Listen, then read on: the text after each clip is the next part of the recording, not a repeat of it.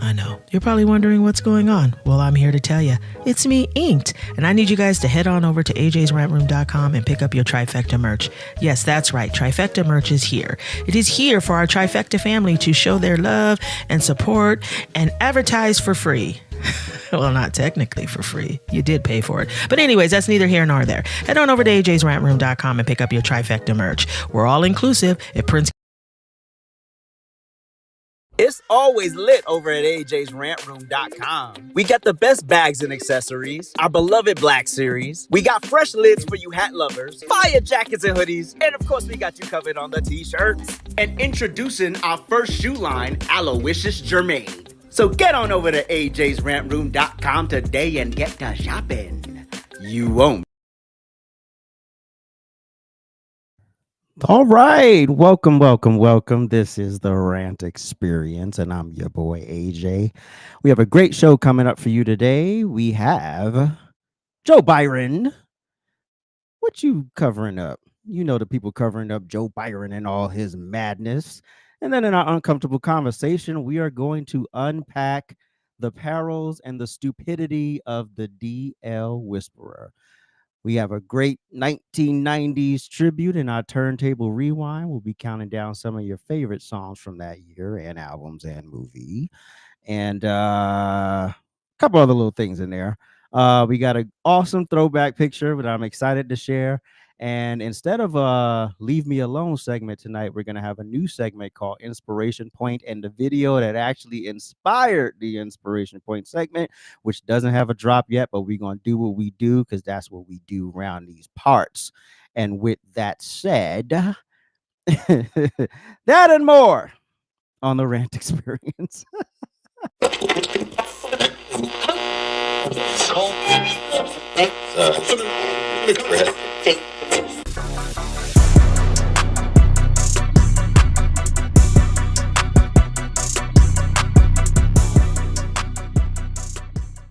Thank you for tuning into the RANT Experience. This episode is brought to you by our official merch store, ajsrantroom.com. Make sure you like, subscribe, and turn on your notifications so you get new uploads and live streams hot off the presses. We drop a new episode of the RANT Experience every Monday, and now it's time for a politics fix.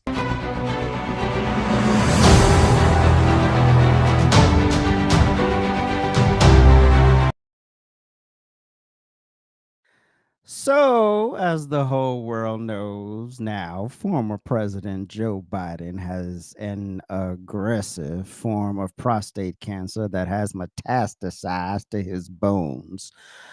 No, I'm no cancer expert, but I do know bullshit when I hear it and see it. A presidential physical examination is not like the regular stuff you and I get, where the doctor holds your balls for 20 minutes and makes you cough awkwardly and for no damn reason. That's not what the presidents get. They get the platinum plan of treatments. This examination is so thorough. I'm sure they do tests that none you and I couldn't even think of. So the fact that Joe Byron has this cancer that has metastasized and advanced to other parts of his body tells us a lot of things. And of course, the media being the media is covering up for the brother because that's what they do. But they do all the blood work. They do all the coughing with all the routine tests and so much more. And the fact that this is all to make sure that our commander-in-chief is in the best condition. And there is no way in hell that anyone will convince me that that man had a colonoscopy during his presidency and didn't get blood work for prostate cancer as well, because the test for the prostate is not as invasive as it used to be. So they only go up in there if they really need to. And yet the media continues to run cover for him, not asking those, hard hitting questions, those things that people need to understand. But we're going to unpack a little bit of that today because something just ain't right. Something in the milk ain't clean. Something just ain't adding up. So this is not a game, people. Joe Biden had a physical in February 2024. Y'all remember when he went and supposed to get his butt looked at, and Kamala Harris was president for 3 minutes? It was history is the first woman of color to be president for 2 seconds. We're not buying it. Y'all knew this man was sick the whole time. And did Joe Biden admit to having the big C back in 2022? And because it was a 4-lane highway that was accessible, my mother drove us, and rather than us be able to walk. And guess what? The first frost, you know what was happening? You had to put on your windshield wipers to get literally the oil slick off the window.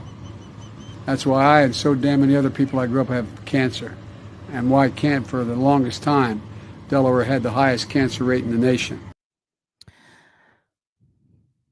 Did y'all hear that? Did y'all hear homeboy slip that in there? And because his brain is mush, so he doesn't know what he's saying.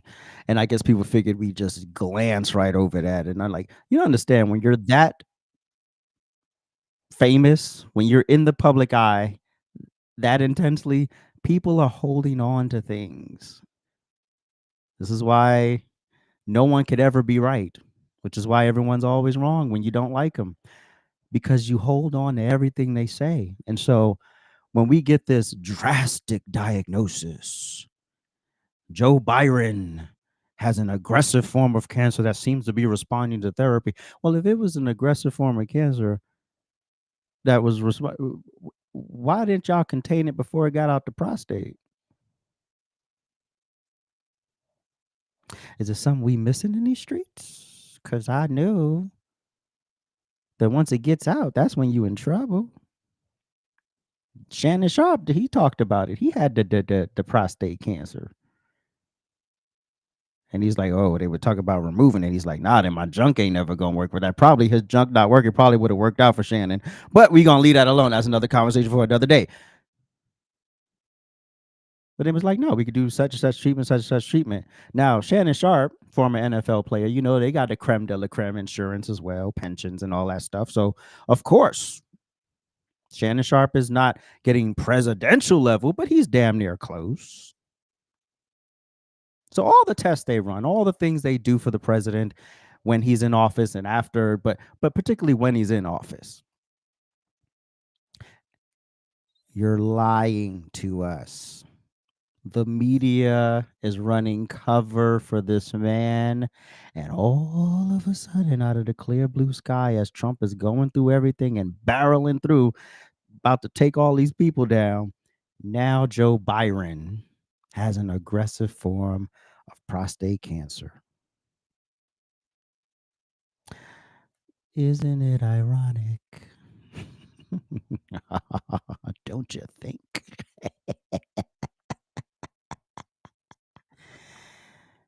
And what's even worse is you had Dr. Jill Biden, who I really think is the villain in this story. Time will tell. But at my point, my theory is she's the villain in this story. Because why on God's green earth, if you are the wife of this man, would you put him on a stage to sound like this? Let me know if this is elder abuse. Mr. President, since you left office, there have been a number of books that have come out, deeply sourced from Democratic sources, that claim in your final year there was a dramatic decline in your cognitive abilities. In the final year of your presidency, what is your response to these allegations, or are these sources wrong? They are wrong. There's nothing to sustain that. Number one. Number two, think of what we were left with. We were left with a circumstance where we had an insurrection when I started. Not since the Civil War. We had a circumstance where we were in a position that the pandemic, because of the incompetence of the last outfit, end up over 1 million people dying. 1 million people dying. And we're also in a situation where we found ourselves unable to deal with a lot of just basic issues, and which I won't go into in the interest of time. And so we went to work, and we got it done. And You know, one of the things that well, Well, talking and too long. Alyssa, you know, one of the things I think is that the people who wrote those books were not in the White House with us. And they didn't see how hard Joe worked every single day. I mean, he'd get up, he'd put in a full Can we day. pause that shot? Pause and that then shot at right there. night, I'd be. This nigga look well. No, put it back. Put it back. in bed, you know, reading my book, and he was still.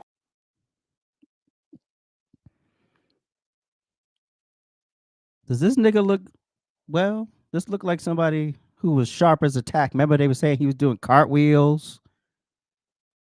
He was handing out butt plugs in the White House. He was doing all the shit. He was working more hours than everybody else. This nigga.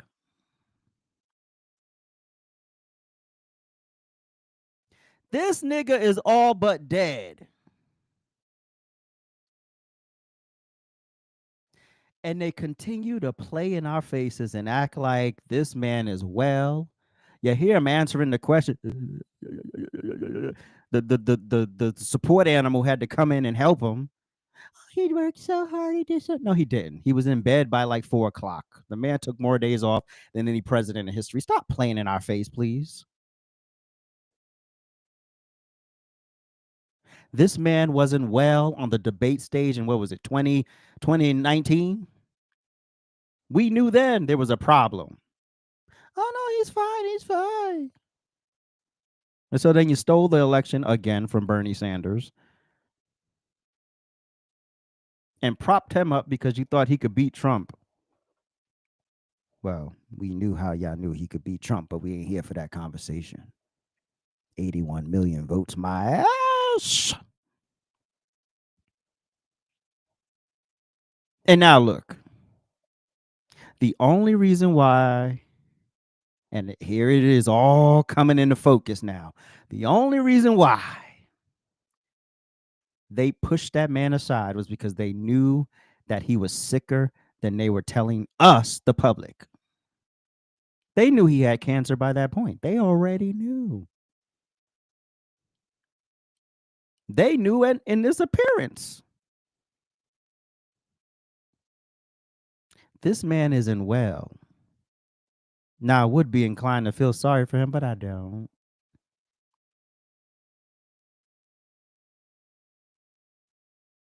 Cancer sucks. Yes. I've seen people go through the process. It's terrible.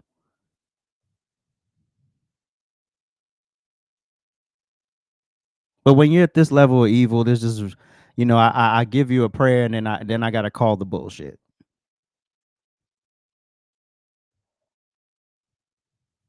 You want us to sit here and believe 20 minutes before you tell us that this man has advanced aggressive form of cancer, that he was well, sharp as a tack.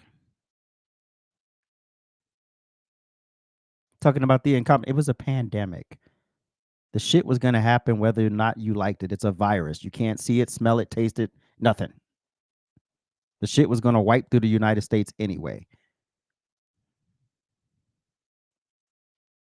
The overreaction to COVID is how we got Joe Biden.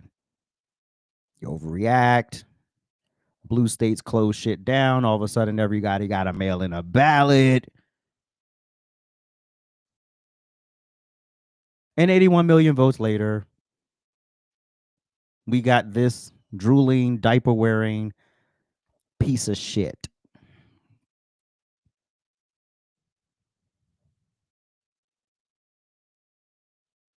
A segregationist, a racist.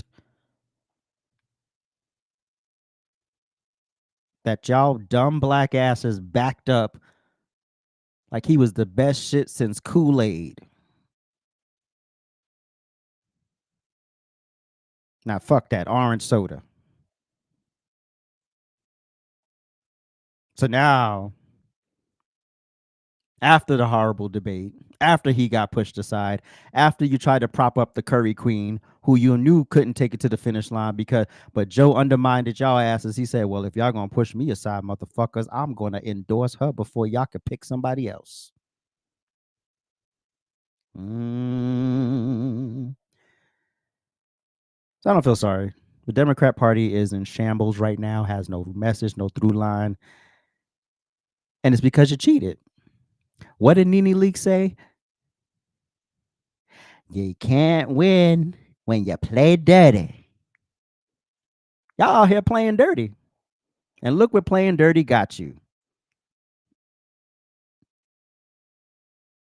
If this motherfucker was so great after COVID and everything, Kamala Harris would have handily been elected. It would have basically been his reelection.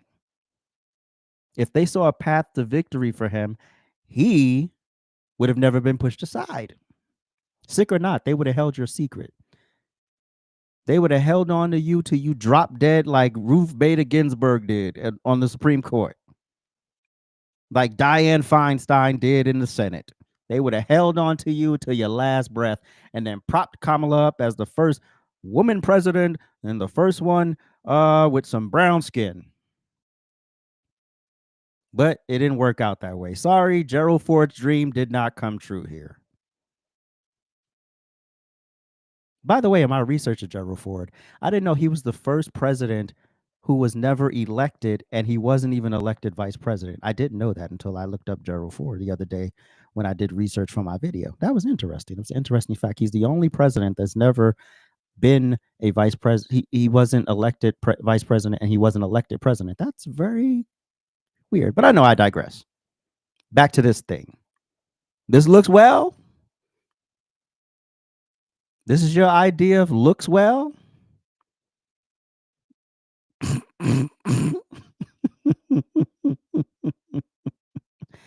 If y'all don't quit playing in our face, stop selling us the beach house in Idaho. We ain't buying it. Now, there's a couple of dummies on the East Coast who will buy that this man is well. They bought it the whole time.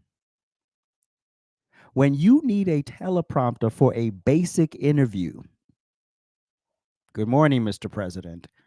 How's the day? And if this motherfucker has to look over there to the prompter to figure out how he is today, that's your hint right there that it ain't all right. And you had all of those insiders. You see how accessible Trump is as a president? Biden was not that accessible. You would never see Biden just walking through the halls of the White House as you come on your little tour of the White House. He was just a Geppetto. Is that the name of the fucking puppet? That's what the fuck he was doing. That's all he was. He was the face. He was the name on the package. He was the Lady Eloise of the White House from 2020 to 2024. That's it. That's all we got. This is ridiculous. Unacceptable on every level. But now, the CHIPS Act.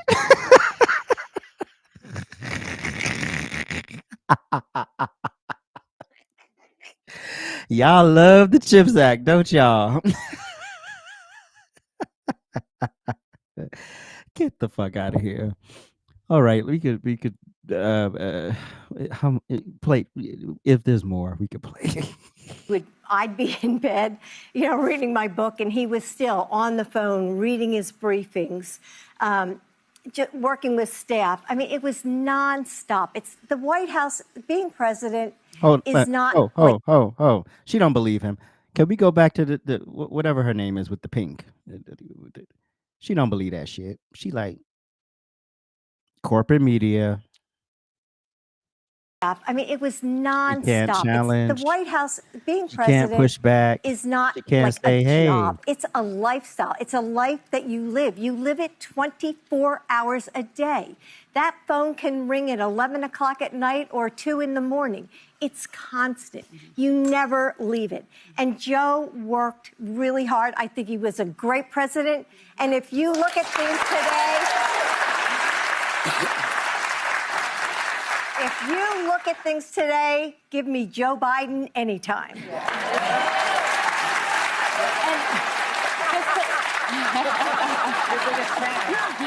That's worth the invitation to come to the show.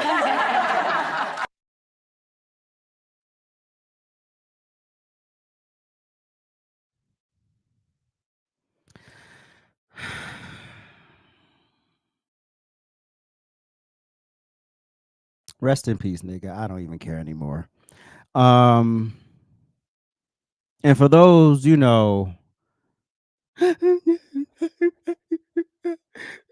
where's your degree? You're not a medical doctor. What do you So for you motherfuckers who don't care for my layman perspective, here's a doctor confirming my theory.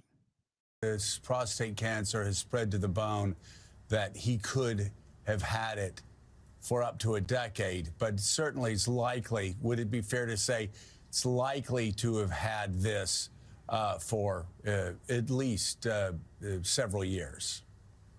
Oh, more than several years. You don't get prostate cancer. I just want to stop you. So this is not speculation. If you have prostate cancer that is spread to the bone, then he's most certainly, you are saying, had it when he was president of the United States.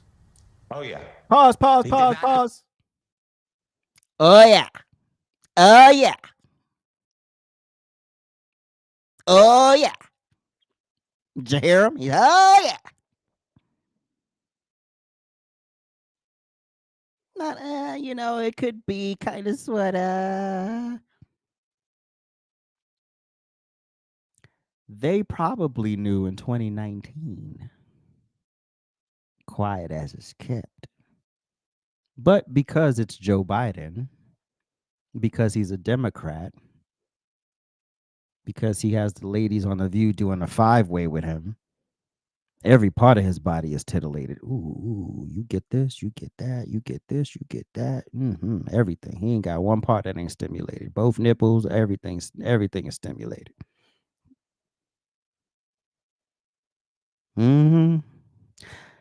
Doctor, go ahead. Develop it in the last 100, 200 days. He had it while he was president. He probably had it at the start of his presidency. Pause. Did you hear what he said? Did you hear what the doctor said? He probably had it at the start of the presidency. Ooh. Did you hear what the doctor said? He probably had it at the start of the presidency and didn't report it. Could you imagine if this was Donald Jaquavius Trump? Could you imagine if they kept this from us? Oh my God, this is iconic. They probably impeach him for it. They 25th his ass out of there. Doctor. In 2021. Yes, that I don't think there's any disagreement about that. And I'm just curious again, if your doctor to a president of the United States that is a male, that is an older man, would a prostate test, and again, we're just talking about a PSA screening, a blood test that you could do along with all the other blood tests. It's not even that it would be intrusive. Would this not be one of the first tests that you would conduct as a White House doctor? If you're a White House doctor in this situation, I think you would certainly discuss it with the president and talk about the pros and cons. I think if you then ask, well, if President Biden says, well, if I'm your father, which patients often do, what would you recommend? I think the fact is that most White House doctors would recommend getting the test. And again, the evidence is, look at President Obama, President Bush, younger than President Biden, and they both got the. Jeez.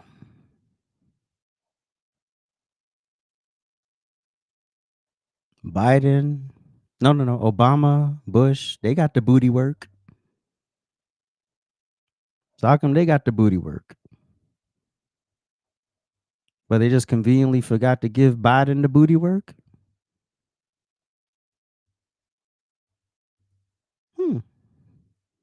Interesting. Well, now that you've heard it from a person with a degree, since apparently that's what's important to y'all, because apparently I don't have the ability to read, to comprehend, and understand basic shit. A nigga didn't say he was writing prescriptions. I just said I knew what the hell I was saying in terms of that topic. All right. Continue to believe what you want. But like I said earlier on my reparations live, my lunchtime chat today about reparations, Democrats is gonna keep playing in y'all faces. They gonna keep selling y'all these pipe dreams. They gonna keep telling you something is when it isn't, and y'all gonna be like, yeah, until it's too late, until you can't deny it anymore.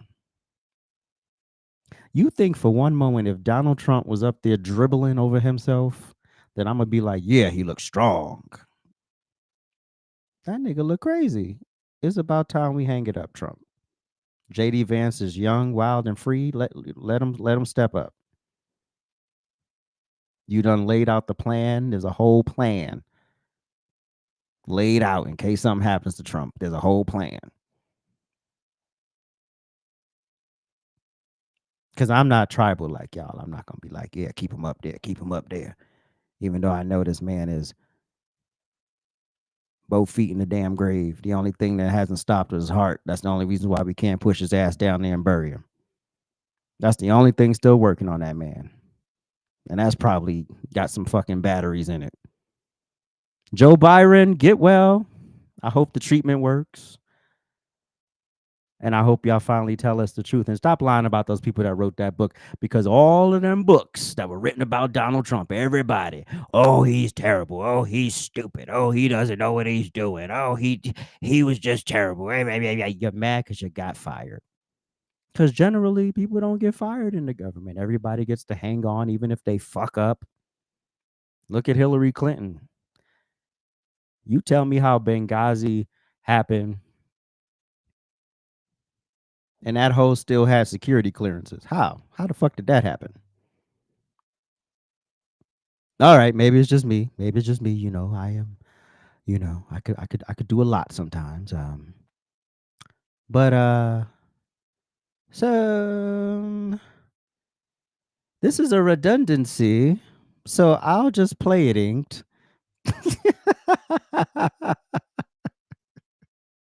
So what happened on this day in American history?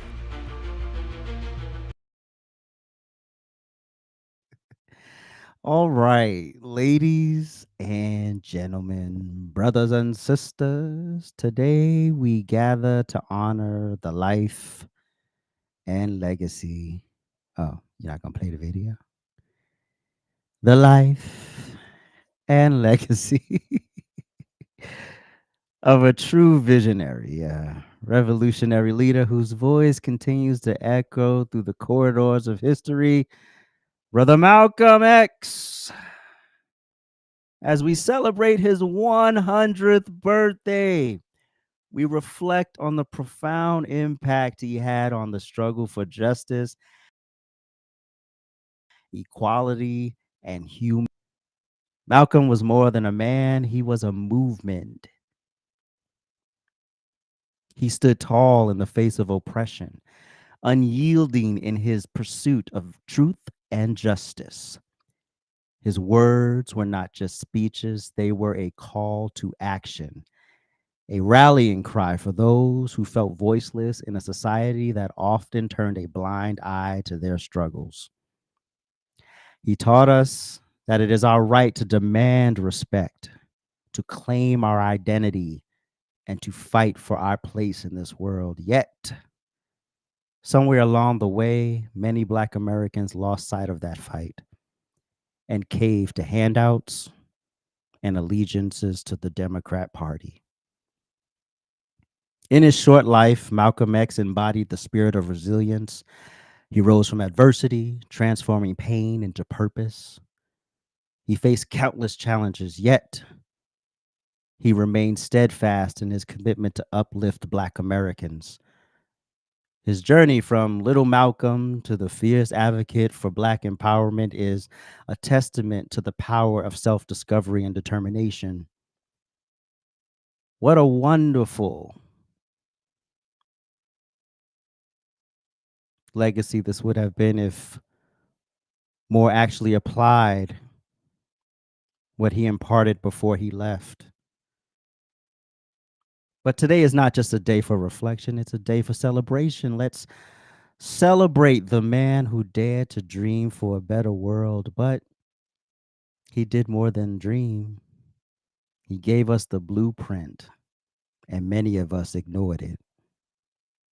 Malcolm X's Ballad or the Bullet speech single-handedly helped me to understand and apply the concept of political maturity. To be courageous enough to stand as an American voter whose vote must be earned every time I go to the ballot. In Malcolm's own words, if you don't stand for something, you will fall for anything. Let us stand together today, united in purpose and driven by love. Let us honor Malcolm X, not just with words, but with action. Let us commit to carrying his message forward to educate ourselves and our communities about the struggles that persist and the work that remains. So as we celebrate this monumental 100th birthday, let us lift our voices in gratitude for Malcolm X. Let us celebrate his contributions to American history. Malcolm, your spirit lives on in each of us. Thank you for your courage, your passion, and your unwavering commitment to the truth. Happy 100th birthday, El Haj Malik El Shabazz. We speak your name. Hey. Now, with that said, are we ready for an uncomfortable conversation?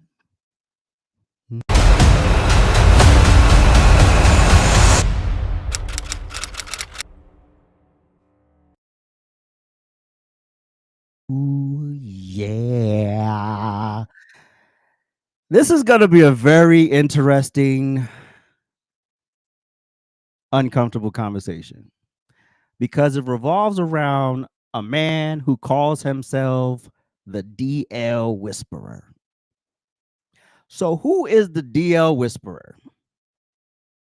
He is a very offensive man on social media who calls out men who are generally minding their business and accuses them of being closeted, gay, or bisexual men. Oh, yeah. He's all over the TikToks.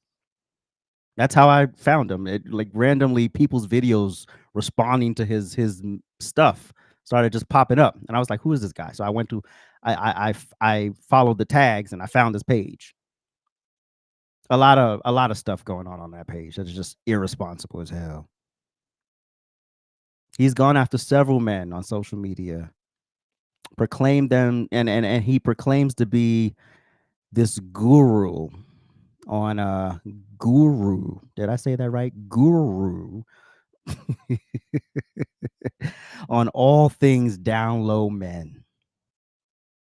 Now, what is a down low man, you ask? Because I know a lot of y'all are conservative. Act like y'all don't know street culture, but some of y'all do.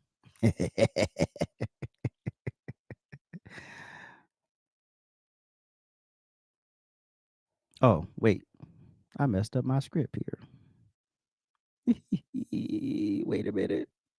All right, there you go. I had all that other stuff and there was like another thing. But anyway, down low or DL is an African American slang word that refers to men who identify as heterosexual but secretly engage in sexual acts with other men. This behavior is often kept secret from women in their lives, including partners, girlfriends, or wives. So that's what homeboy here proclaims he is an expert in. So I'm gonna play this first clip so you can meet the DL whisperer if you've not met about this man yet.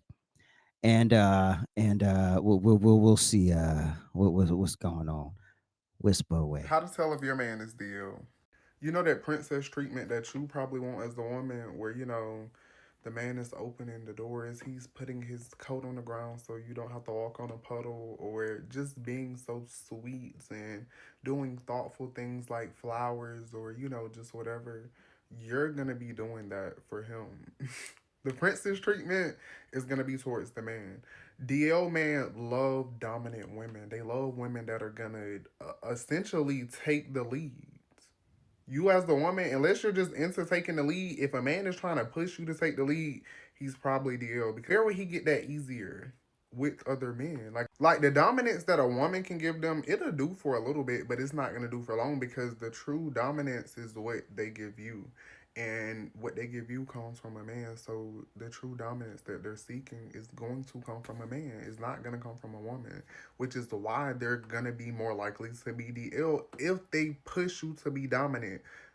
Like, if they're listening, this is going to be obvious. Like, they're going to really, really push for you to be the dominant one. Because even thinking about this, why would a man want a woman for masculine energy? Who is he going to really get masculine energy from? Like, for real, when you really, like, when you think masculine energy, where do women want it from? Men. So why would he just settle for a woman when he can get a man? And that's really the issue. Most of them are not going to settle, which is why they're more likely to be DL again, because they're going to end up falling and caving in because they don't have no self-control. Remember, self-control is key, and a lot of these men don't have self-control. Right. So let me be very, very clear. I don't support no DL culture. Let's be clear. If you're not upfront with your freak when you meet somebody, I ain't co-signing shit. You tell what you need to tell up front, and you give that person the choice to say yes or no. That's my position. Now back to this person. How the hell would he know that? He's not a woman. Shouldn't you take DL men advice from a woman? Not a man who the DL men sleep with. Oh, y'all ain't ready for that. Y'all ain't ready for that. Y'all ain't ready for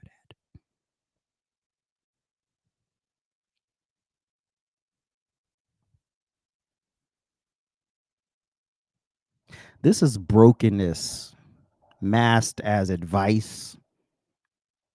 There's no concurrence here.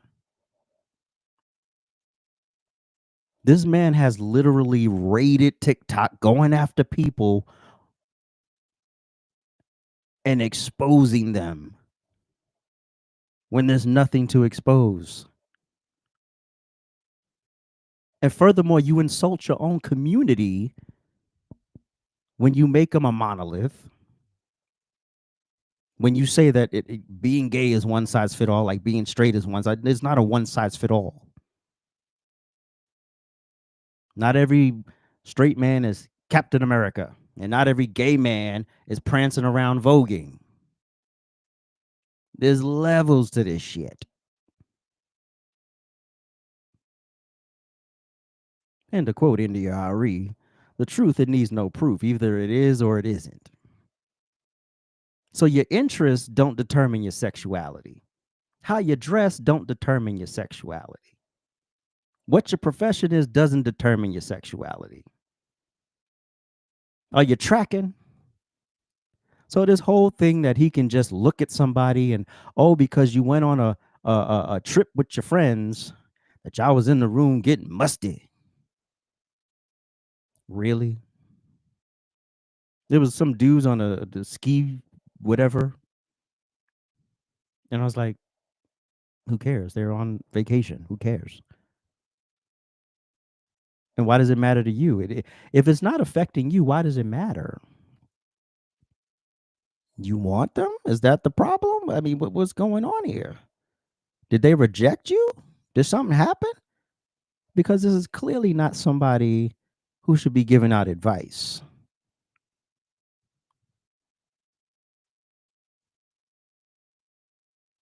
This nigga isn't on the side of truth.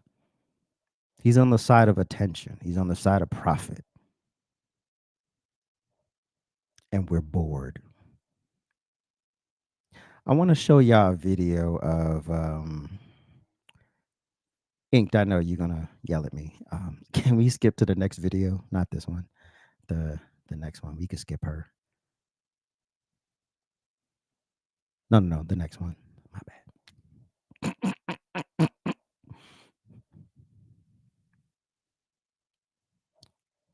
The next one. That's not the next one. Oh, wait. It is. Wait. That's it. So I want to skip to this video because this man here is proof that not all straight men are these. Dun, dun, dun, dun.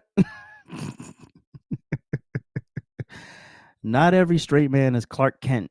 Not every straight man is Denzel Washington or Morgan Freeman. Again, there's levels to this shit. Roll it.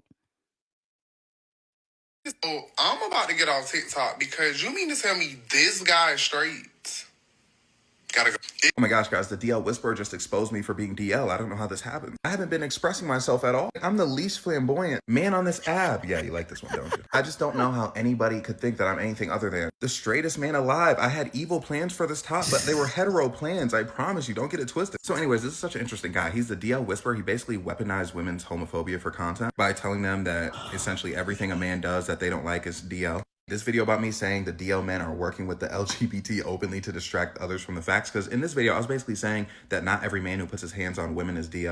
Explaining that even the notion of that is homophobic. And he responded to that video saying, no, all men that put their hands on women are DL. So that should tell you that him and his follower base are mentally unique, let's just say. I was gonna make a video on him a long time ago, but I never got to it, but I had the screenshots. This girl said, why are y'all so obsessed with DL men? He said, the same reason you obsessed with Nikki. The difference is at least I can touch what I'm obsessed with. All you can do is idolize. What? Bro, he's not trying to help these women get out of these relationships with these DL men. He just wants the DL men. Like, he's hitting a stain on these women. Like, he just wants the men. Which is so funny to me because it's like the women in the comments don't even care to notice that because they're so focused on the fact that they finally have an open space to be homophobic. Facts. So it's funny, he has some sort of DL obsession. But no, look at the comments. This girl said, gay men and straight men don't put their hands on women, only DL men. Me acknowledging that there are straight men who put their hands on women, this woman says that I'm validating that straight men do that, which of course I wasn't. Again, like I said, these people are mentally unique. Like, I made so many videos on the DL topic. Like, what more could I say that I haven't already said? Particular demographics pandering to women because they don't feel like they'll ever truly get the external gratification from men, so they need it from women. And being homophobic and just doing it under the guise of hating DL men. Taking the term DL, which originally was just a closeted man, and turning it into some form of like a predator. Very odd behavior for sure. It's funny though, me and my girl were actually going to hire the DL Whisperer. Like, obviously it would just be like her doing it and then like just to see what he said. She was like, Bryce, if you talk to him, I'll literally like unalive you. And I was like, okay. Like, I completely understand what she's saying, but like, you know, it just takes the fun out of it because I wanted it to be like a back and forth thing and I was going to make content out of it. But it looks like he gave her a consultation for free, so congrats. And by the way, I mean, since, you know, every time I get gay allegations, I also get white girlfriend allegations. Just to remind you, my girl, this is her, by the way, very much not a white woman. Look at literally her. us texting about exactly this. Okay, this is me telling her, like, after I told her, like, oh yeah, they think you're white. And she was like, do gay men have white girlfriends? And I said, literally, yes, that's what they say. And she said, but why? That literally makes no sense. She's like, are you happy the DL Whisperer made a video about you though? I know you wanted that. I did want it. Because again, I thought it would be funny, and it is very funny. Like, when I tell you, a smile has not left my face since I saw that video. Like, as soon as I saw his content, I was like, this is like one of the funniest people I've ever seen in my life, and he's not even trying. It's like, you can get on here and you can make videos about anything, but the DL detective, they're like, I admire it a little bit. We are not one size fit all.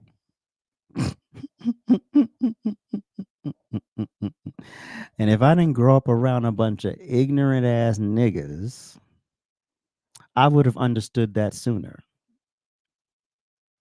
Because being a choreographer does not mean you're gay. Being a dancer does not mean you're gay. Being a makeup artist does not mean you're gay. Being a fashion designer does not mean you're gay. Being fashionable does not mean you're gay. Wearing nail polish does not mean you're gay. Being sassy does not mean you're gay. Gay is not an what you do, it's who you are. It's part of who you are. So creating this whole online persona around the concept that there's a prototype for men who sleep with men secretly is ridiculous. Men abuse women. Men abuse men in relationships. Women abuse people in relationships. That's not tied to your sexuality. That's tied to your brokenness. And this is an irresponsible platform. Period.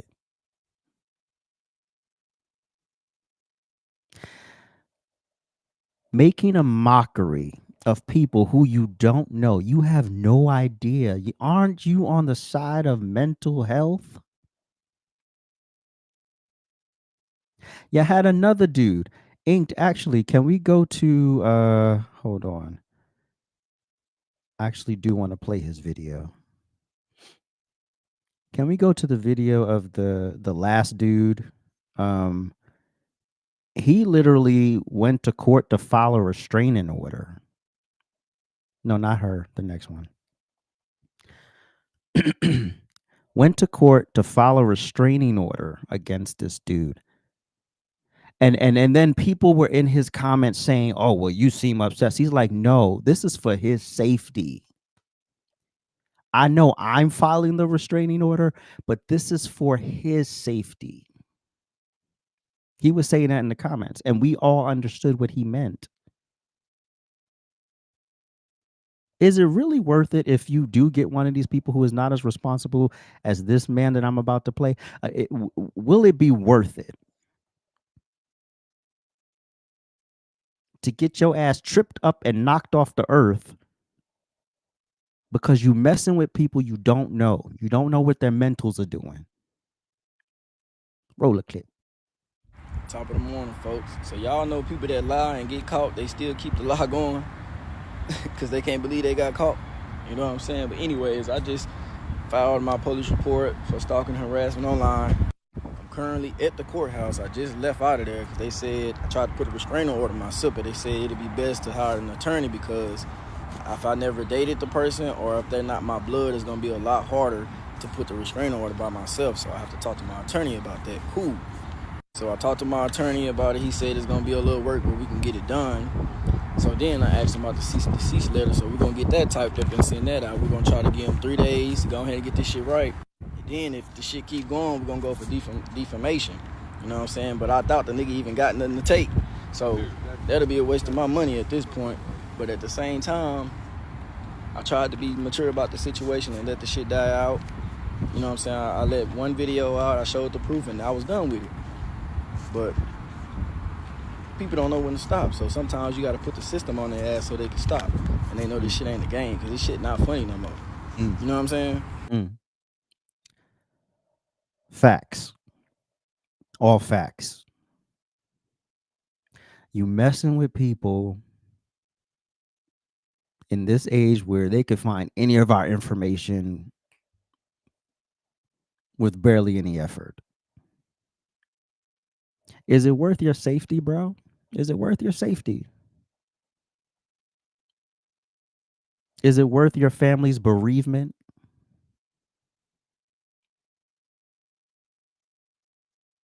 Because you the same one. This is like when the trans women don't disclose until right before you about to get it in.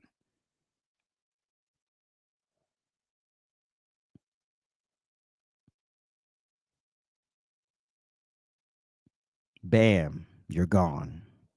Or you pursue a man you know more than likely will not go for this, and you pursue him.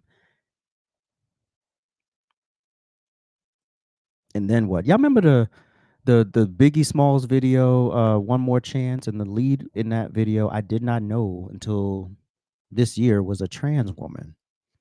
A trans woman that ended up getting murdered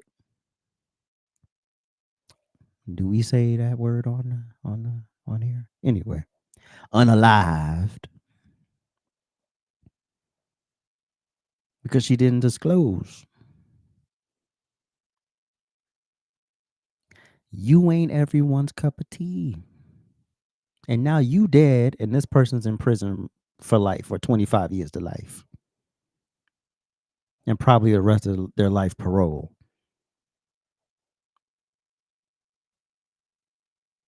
Not knowing what that person's trauma was. But because you want to live in my truth. You can't live in your truth irresponsibly. Cut the dog mess.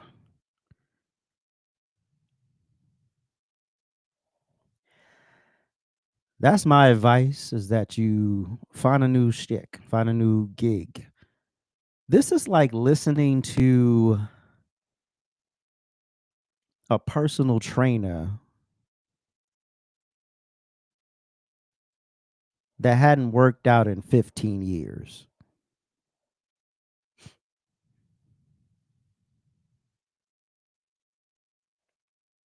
This is like someone leading an aerobics class and they themselves can't get through the aerobics class.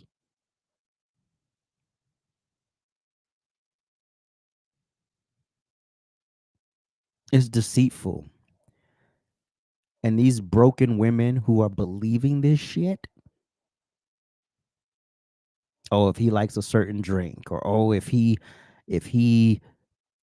likes this, if he wears his pants a certain, like, who gives a damn? None of that predicates your sexuality.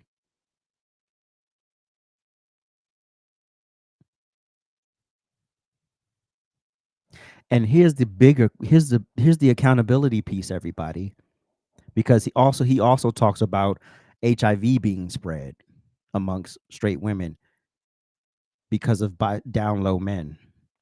Here's the thing. It is the woman's responsibility to protect herself.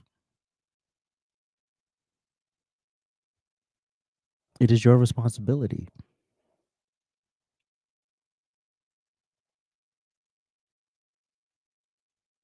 So if you're not making him, y'all not going to get tested together. Make sure some shit don't jump off. That's on you. You got to take some accountability in that. Letting niggas run up in you raw and then mad when something happens, that's the risk you take when you fuck raw.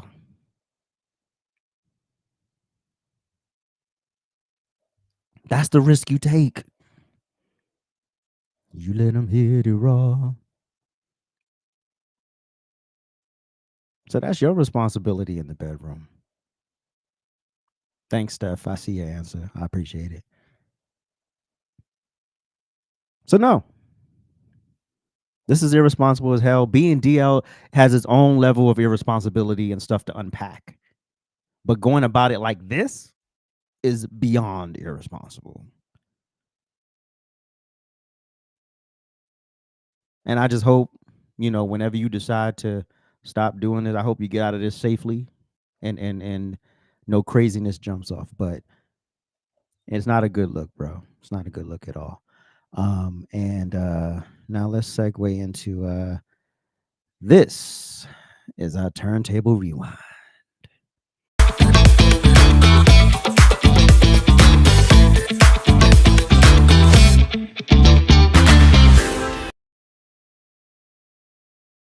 Woo! So in this Turntable Rewind segment, we focus on May in the year May 19th in the year 1990, and these are the top 10 songs on the Billboard Hot 100. Coming in at number 10, What It Takes by Aerosmith. I don't know this song. Any of y'all in the chat know this song? Because I don't know this song. Coming in at number 9, It Must Have Been Love by Rosette. Wait, is this the right Must Have Been Love? That's the right one. Oh no, Rosette Roxette. Damn typo. I was like, her name, I don't remember her. I remember her name having an X in it. Then I look over to the graphic and it's like, Roxette. So, yes, that's the right song. Must have been love. Anyway, coming in at number 8, Poison. Dun, dun, dun, dun, dun, dun, dun, dun, dun, dun. Bam. Popping in at number 7, we got I Wanna Be Rich by Callaway. Do y'all know this song? Because I don't know this song either. I don't know this song. I don't know this song. I don't know this group. I don't even know the group, let alone the song. Coming in at number 6 is All Right by Janet Jackson. Now, anyone who knows me knows that this is the number one entertainer, along with her brother. And then there's everybody else. All right. Coming in at number 5, Sending All My Love by Lanier. I don't know this song either. Do y'all know that song? I don't even know this band. I don't know, like I don't know the Callaway group. I don't know this band either. Coming in at number 4, we all know this. Hold On by Will Someday Somebody Gonna. Wilson Phillips gonna make you want to turn around and say goodbye. Coming in at number 3, All I Wanna Do Is Make Love to You by Heart. I don't know this song either. I wasn't really in the know a lot, by 1995, I was pretty dope. But anyway, where we at? Coming in at number 2, Nothing Compares to You by Sinead O'Connor. Rest in peace to the icon Sinead O'Connor. One of the greatest Prince remakes. I know. How did I know? How the hell did I? How did I know? How did I know that Jay Lee would know this song? How did I know he would know it? How did I know he would know the song? I don't know the song. I'm gonna look it up when we get off the air. How did I know that? How will I know? All right, and the number 1 song in the country, "Strike a Pose" by Madonna. Great song, great song. Now, on this day, May 19th, 1990, the number 1 album on the Billboard 200 chart was "Please Hammer Don't Hurt 'Em" by MC Hammer. This album remained at number 1 for 21 weeks, including 18 consecutive weeks in 1990. Its popularity was primarily due to the runaway single "Can't Touch This." The album raised rap to a new level of popularity. It was the first hip hop album certified diamond by the RIAA for sales of over 10 million units. It remains one of the genre's all-time best-selling albums. To date, the album has sold over 18 million copies. Now, according to the Guinness Book of World Records, "Please Hammer Don't Hurt 'Em" cost only $10,000 to produce. Now, I got questions because they had a lot of samples on this album. A lot of samples. And I don't know. You ain't paying no 25 cents for Rick James Super Freak. Let's just start with the song we all know. And you remember when I was calling Hammer a sellout? Because he was getting endorsements and he crossed over and he became this mega star. And what black people do? Tear him down. Tore this man down. This man employed people just to employ them.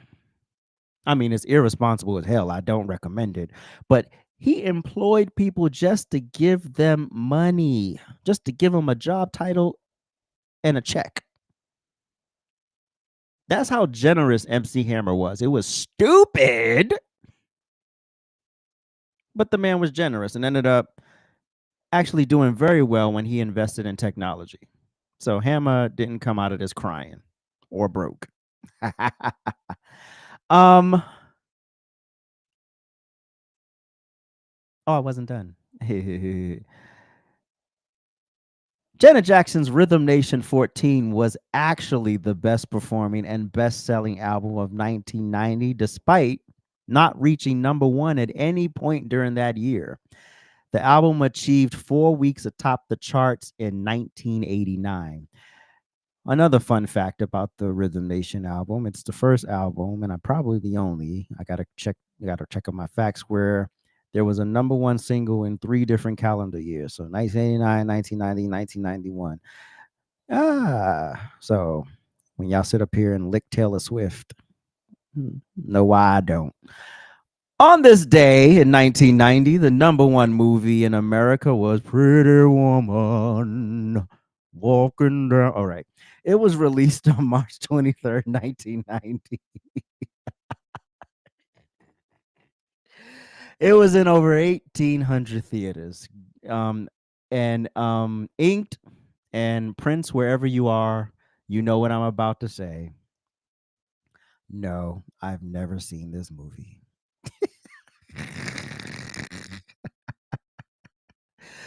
I never saw it. I've never seen it. I don't know. I don't know. Me never seen it. Me never seen it. Some fun facts about the year 1990. In 1990, the Nike Air Max 90s was the top selling sneaker and became a flagship model of the Air Max line. I forgot to get a picture of it, y'all, but y'all use your imagination. And a lot of y'all were there already, so y'all know what the hell they look like.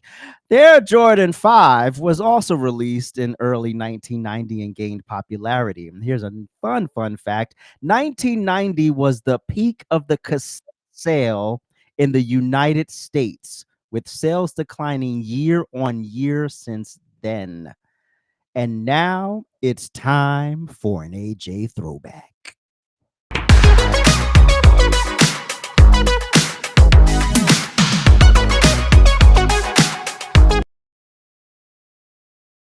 Hey. I just love that. I love that beat.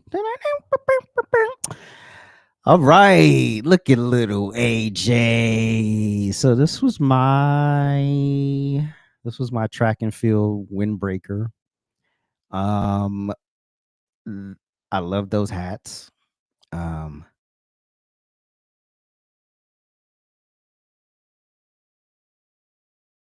So angry, but oh, it says I lost connection. Check. Can y'all hear me? Check, mic check. Okay, cool. Look at that little white head I got there. Yeah, what's that? I had acne. But anyway, that's AJ. This is my bedroom. So if you look on this wall here, so this is my room. Remember, I grew up in the projects. So this was the projects, and this was my little hideaway. So yeah, I think I'm trying to see how many people I recognize here. I see Prince, Ralph Tresvant. I don't know who that is under Ralph Tresvant, and I don't know who that is under them. I don't recognize them. I see Shabba Ranks. I think that's Men at Large. I'm so alone. And then it's Whitney Houston. And then I see Snoop Dogg, LL Cool J, Janet Jackson, of course. Janet's going to be a few places, I'm sure, on this wall. Let's go to the next pics. You can see my bedroom. I'm excited to show y'all my bedroom. Look at my bedroom. Look how beautiful my bedroom was. In the projects, in my own little creative cocoon. Look at me. Look at my little space. All my posters from the early 90s. Oh, so on the left side of the picture is my CD tower. Oh, Selena. That was Selena, wasn't it? That sure the hell was Selena. So this is my CD tower. And then in the middle were the cassette tapes. And then at the top were the cassette singles. So they went all the way across and over the CDs. So then on the right side were the CDs.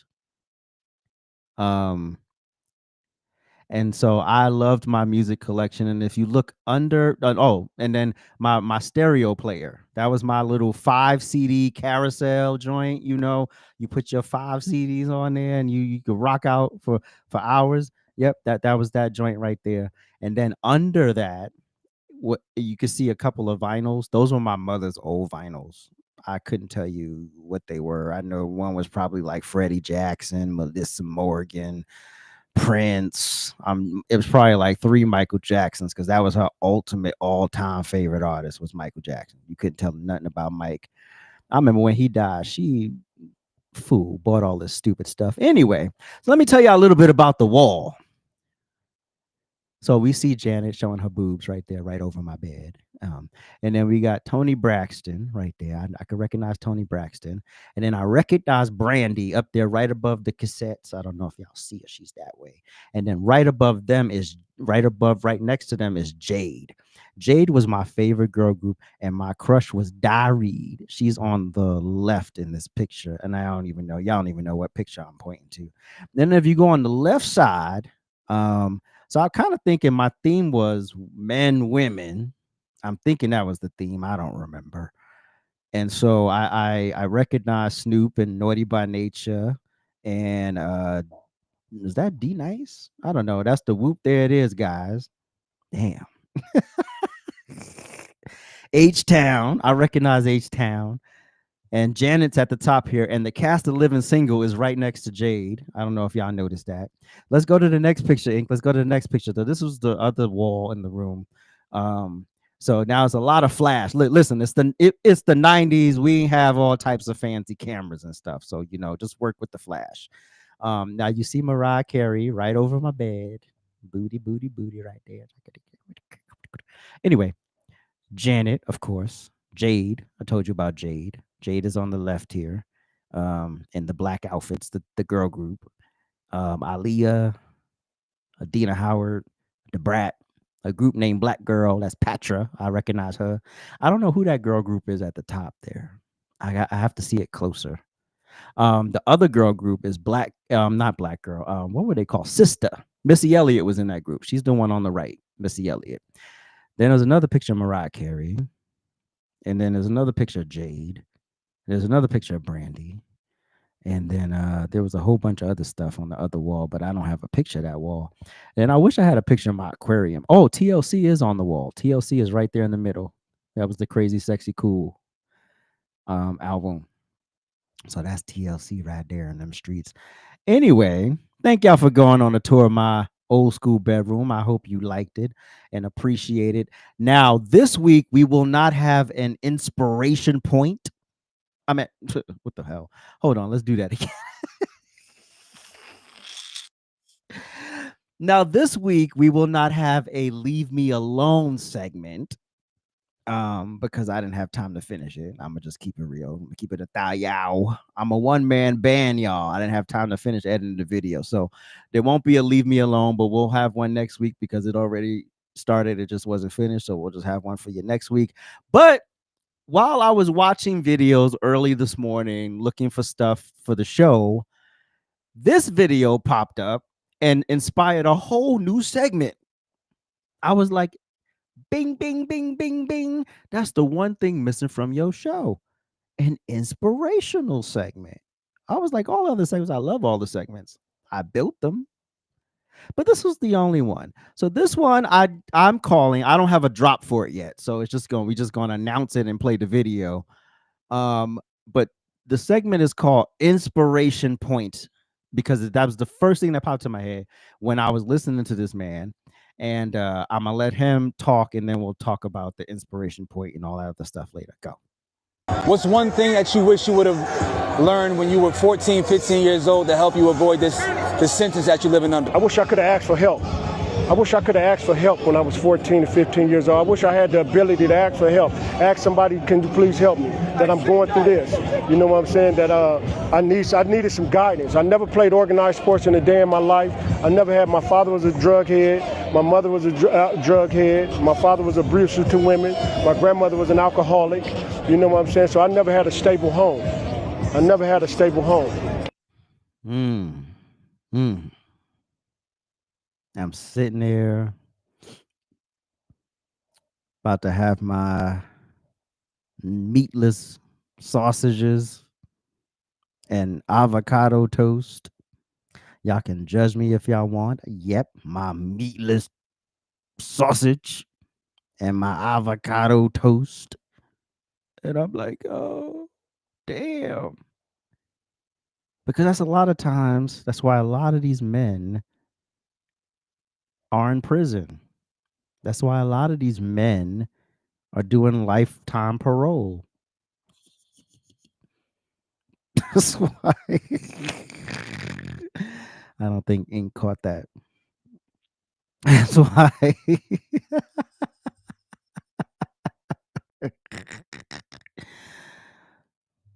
Because there was no outlet. There was nobody to show you how to control your emotions.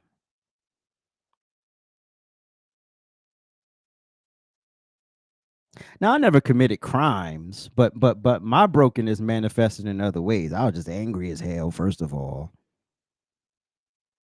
Then I was fucking everything in sight. That was the next thing. And then I was just driven until I burned out. So I was being irresponsible. Even when you're being productive, you can be irresponsible because you just do and do and do and do until you can't do it. And then you're mad that you can't do it because your body is literally saying, stop.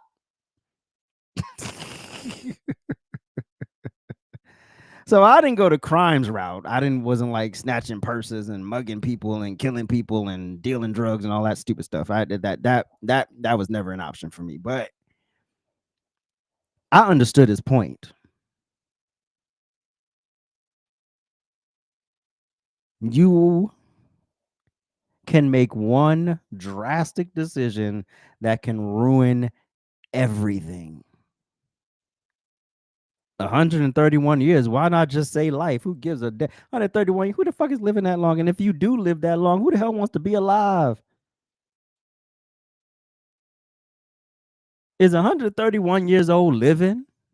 Maybe it is for some people. But come on. So that's my first inspiration point. Fellas and women,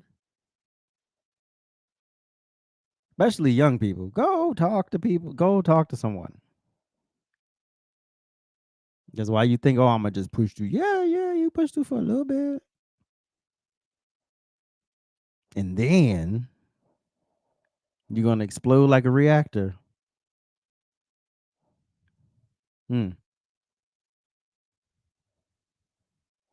That's crazy.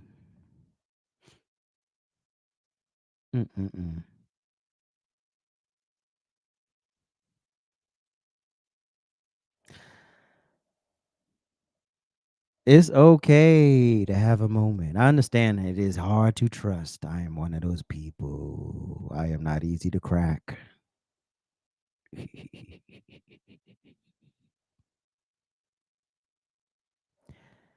But before you do something drastic and end up like homeboy here, because now he could tell his story, but the deed is already done. Whatever crime he committed got him 131 years in prison. That's what you don't want to be like.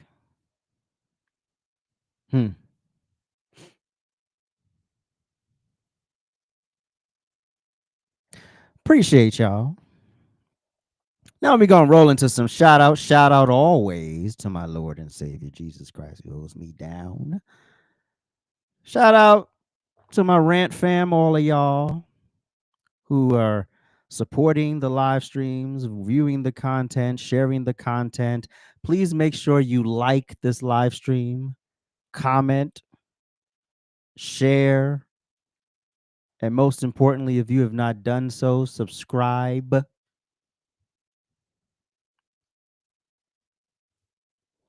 I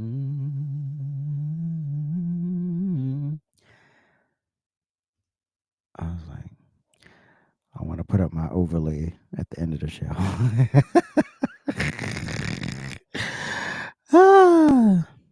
Shout out to my Trifecta Hour fam. This Friday, we will have a very special Malcolm X episode. It will be jam-packed with facts and a little bit of feelings. and fun, of course. Shout out to Inked, first time being a producer behind the scenes. Yo, thank you. Now, to some of you, this might just be another podcast, but to me, this is my next chapter and purpose, and I thank you for lending me some of your time. You could be anywhere in the world right now, but you chose to give me a few moments of your day, and for that, I'm grateful. And with that said, I'm out.